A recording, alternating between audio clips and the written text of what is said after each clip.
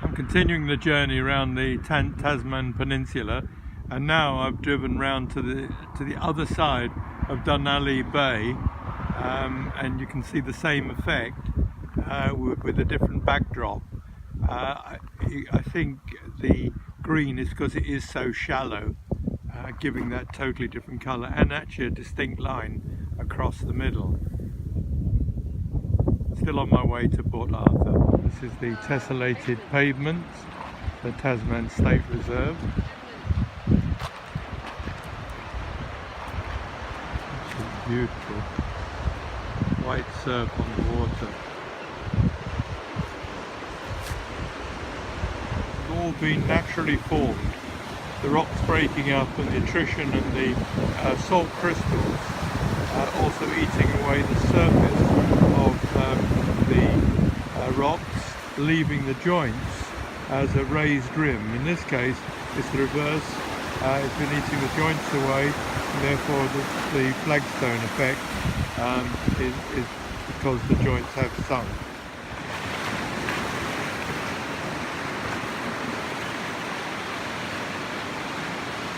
Well, I must say, this is the place that I've decided to settle down in. It's so absolutely beautiful. You've got such a wonderful background sound. It's alive, it's constant, it's amusing. The swirl of the water, the sea, the tessellated rocks, blue skies, blue sea, wonderful, wonderful coastline, lovely bay. Yes, this is my new home. I can't give you an address at the moment.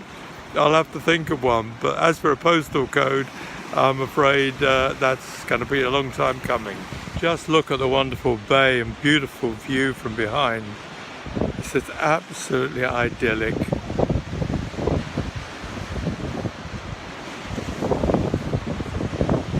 I'm at the, which cafe am I at? The Louvre Hotel Cafe, the Whale Watchers, yep, and I'm Peter, and I'm telling you all this stuff. Right.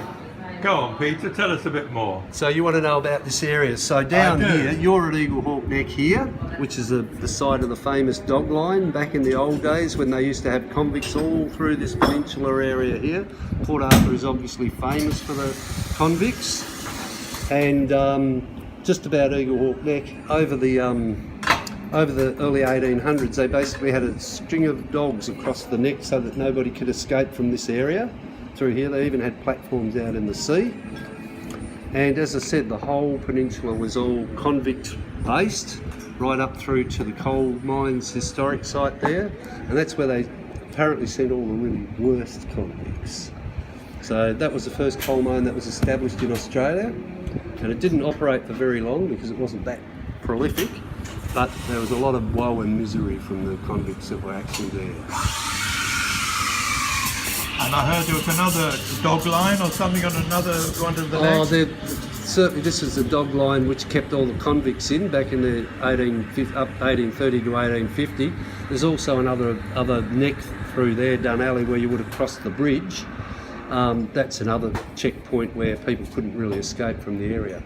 And was this the first penal colony in Australia? Or? I don't believe it was the first, but it was the first substantial one in Australia. In Tasmania, there was another one at Sarah Island on Macquarie Harbour, which is at Strawn. But that Port Arthur site, that was interesting. You think about all the horror and all the stuff that went on there. It was actually a central heated prison, penitentiary, and when you see it, it's 3 stories high, and there was central heating right through that building, which is quite a contrast to the misery we hear about. Right. Believe it or not. Thank you very much. That was most illuminating. Now in the wooden hut, the military hut, the first to be established in Australia, the Aborigines saw that more and more ships were coming to their land and they were being dispossessed and forced further and further out. The settlers were indiscriminately killing them or dispossessing them of their land and taking the children and some of them as slaves. Eventually a war broke out, and the government of England said, no, what you must focus on is conciliation. Try to make a peaceful agreement with these people. The settlers, on the other hand, said, no, forget that, we need to kill them.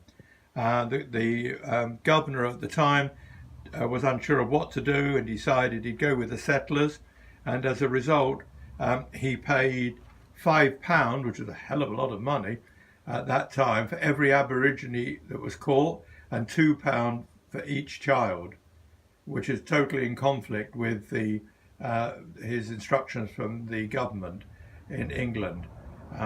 This was then what was called the Black Line was eventually promulgated, and this simple cartoon was hung up on all the trees so the Aborigines could understand that it was a life for a life. If a white man killed an Aborigine, he would be hung, and if an Aborigine killed a white man, then he would be hung. I've seen this phrase before, the final solution, but in this case this was the infamous Black Line in Tasmanian history, where 4,000 military police, convicts and settlers were employed to march across Van Diemen's Land, as it was known at the time, driving the Aborigines before them into the districts of the Tasman Peninsula, so they'd be contained in there. This was successful from the settlers' point of view, and most of the Aborigines were driven into this area. But for Aborigines, land is sacred to them. And although conciliation was eventually adopted and accepted, there can really be no reconciliation, or not complete reconciliation, till the land is returned to the Aborigines.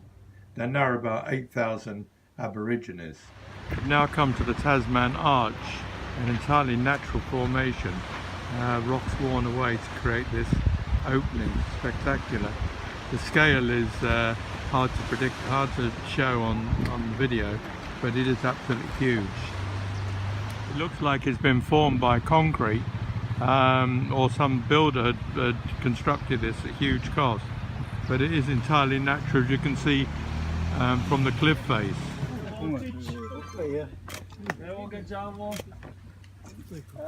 Hello.